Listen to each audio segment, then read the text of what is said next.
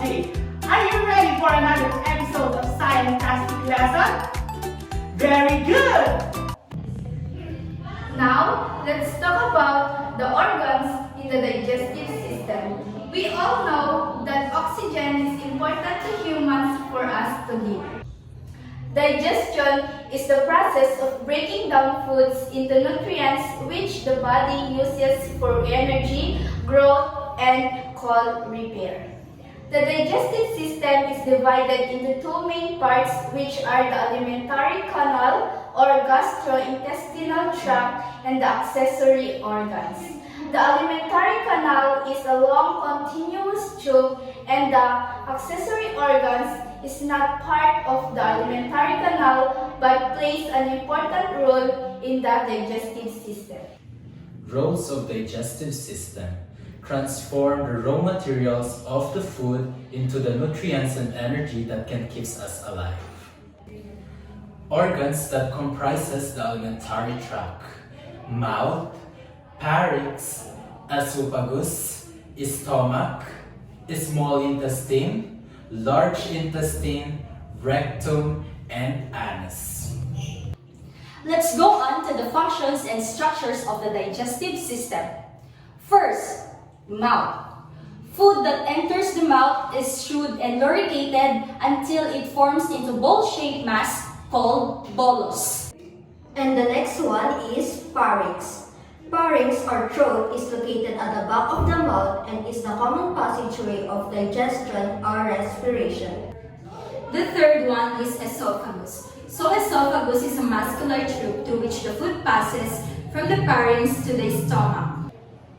The fourth structure is the stomach. A stomach is a muscular pear-shaped organ located between the esophagus and the small intestine. And the next one is the small intestine.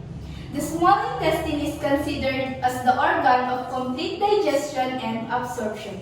Structurally, the small intestine is the longest organ of the digestive system. And next is large intestine, also called as colon.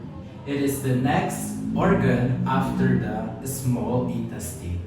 To complete the organs for alimentary tract, we have the rectum and anus. Rectum serves as a warehouse for feces, while anus functions as exit point. Accessory organs. These are exocrine glands that secrete chemical substance and facilitate digestive process. First is salivary glands.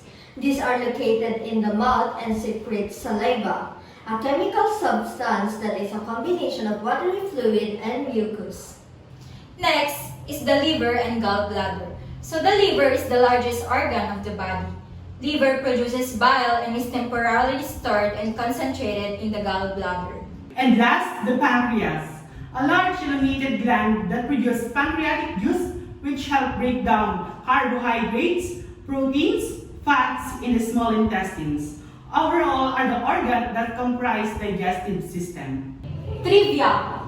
Did you know that digestive process starts even before the food hits your tongue? For example, if we see, smell, or even think of a tasty ginataan, salivary glands in the mouth starts to pump out saliva. We produce about 1.5 liters of saliva each day.